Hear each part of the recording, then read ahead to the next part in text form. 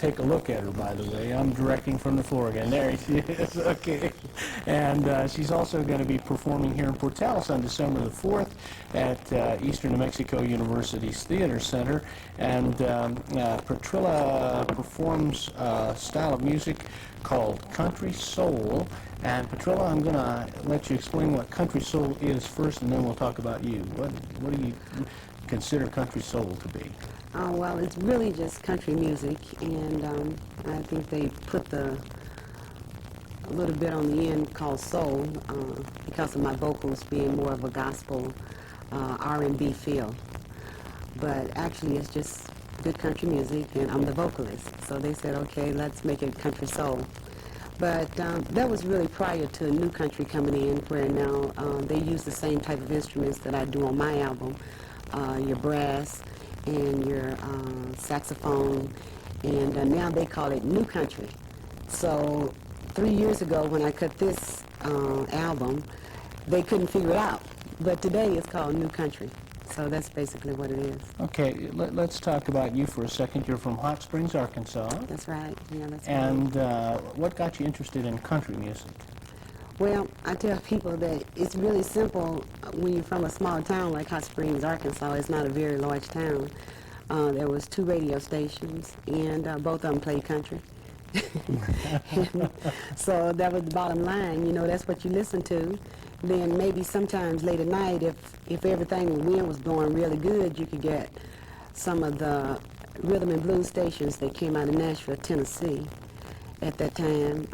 So most of the time I probably would be in the daytime awake to country music, and at night I go to sleep with the blues.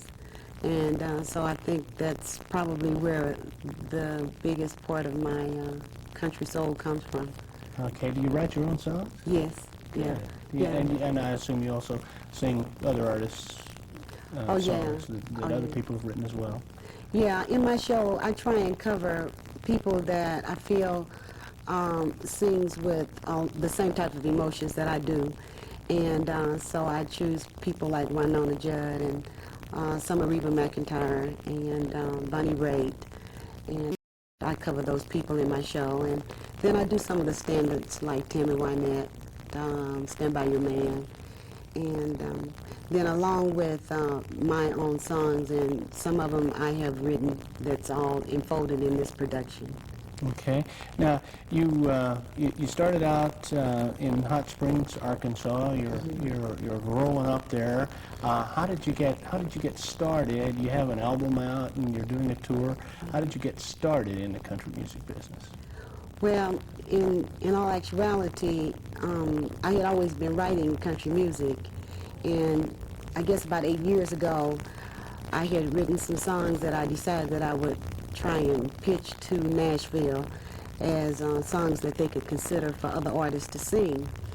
And so my mom and myself, we went there, and I joined the Nashville Songwriters Association, and but everybody kept, I really don't think they took it very serious that I was a serious country writer. And finally I pitched a song to a small independent label out of Florida that I thought maybe they could use for a new artist that they had coming aboard. And they said, well, it would be really nice if you sung the song yourself. Well, here I am.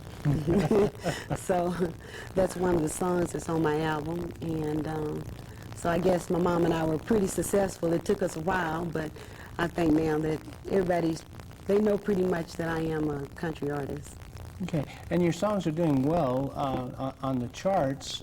You record for playback records. Yes. This album is for playback records. I guess this would be a good time to show people this album, and it is on sale up in Clovis at the Town Crier. That's how their radio ads go, so I threw in a little sound effect there. There it is. Oops, I'm holding it wrong. I'm supposed to be a television person, but that's a really good shot of it right there. And I have listened to the songs, and they have a really nice, got a little beat to them, and I really enjoyed listening to the album. And I recommend people that like that kind of music go ahead and buy that. And they can also get them at the performances, right? That's right, yeah. We always have a few CDs and a few cassettes, and where they say all of the country stuff that most country artists have. We have T-shirts and, you know, they're all available. Okay, you have a goal about your songs, and you seem to be a very goal-oriented person, according to all that I've read about you. And why don't you tell me about that? Well, for one thing, I want to be one of the first minority, I'll say, or female vocalists to ever get a #1 on the Billboard charts, and also to get a major record deal. I know it seems really strange for most people to believe, but there's never been another female minority to ever get a #1 in country on the Billboard charts.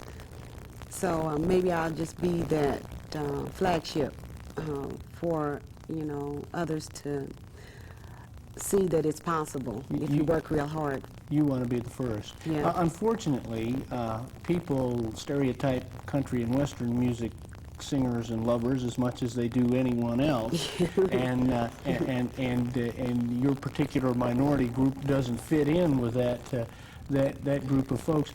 Did you find a lot of resistance because of that in the business? Well, it's not, the resistance doesn't ever come from the fans. I've got 750 strong fans, and I've traveled all the way from the West Coast now to as far east as Atlanta, Georgia. I get played. Maybe they never associate the face with the songs, but it's me, you know. I don't think that that's it. I think that it's like everything else, you know, when it's new and it comes out, people don't really know how they're going to market it. Maybe, you know, the music industry sometimes gets a little hesitant because they don't think that, but music to me is just good music, and it crosses all boundaries.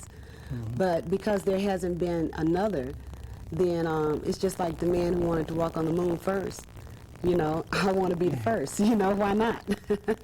Okay. Well, that's a worthwhile goal, and there is no reason why you shouldn't be able to do that if you try hard enough. That I think is the key. There may be some young people out there that would like to get into show business and even the country music business, and it is very difficult, isn't it?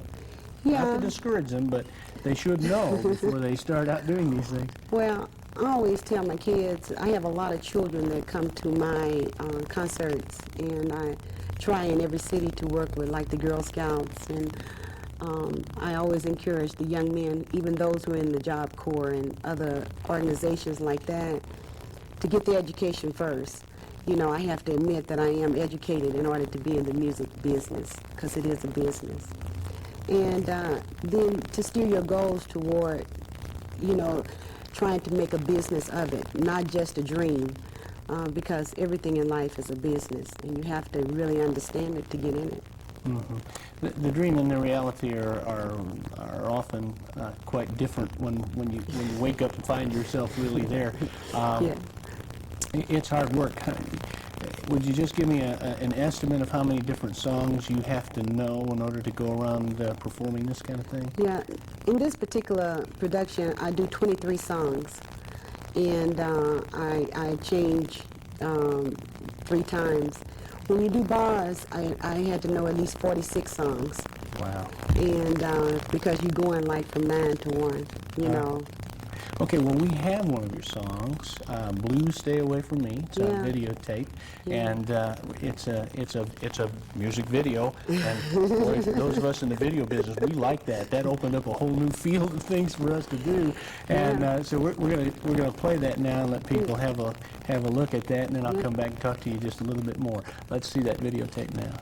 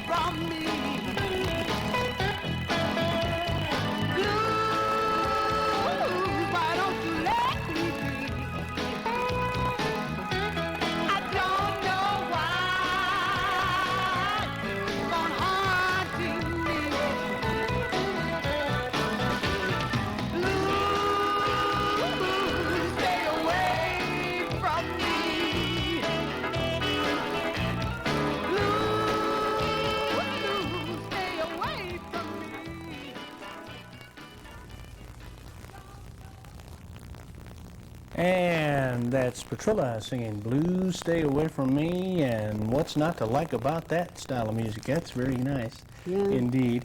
I want to thank you for being here, and we want to remind people that you will be performing in Clovis at Norman Petty Studios on December the 3rd. Do you have a time for that? I don't have a 8 time. o'clock. 8 o'clock, Both okay. shows always start at 8. Okay, great. At 8 o'clock in Clovis, and then December 4th at the Eastern New Mexico University Theater Center at 8 o'clock. And then on December 17th, you folks down in the southern part of our viewing area, over there in Carlsbad and Artesia, can run on over to Alomogordo. And that's at, wow, I should have read that one over at Flickinger. Yes, okay, sir. Flickinger Auditorium. That's right. It's a big word, but you have a great sound. I want to wish you a lot of luck, and I hope that lots of people go and see you. And remember, folks, go out there and get one of these albums. All right, and thank you again very much. And thank you for having me. And thank you again And very much. thank you for having me. And by the way, if you are looking for some place to eat on Thanksgiving, you're out there, you need a meal, or you know somebody that does, Petrilla will be helping to serve as a volunteer at the Orient up in Clovis on Thanksgiving Day starting at 11 o'clock. They always do that up there. That's very generous of the Orient restaurant up there, and we appreciate the fact that they're doing that, and appreciate Petrilla for being here and helping to do that as well. So go see her concert. And now, Cheryl,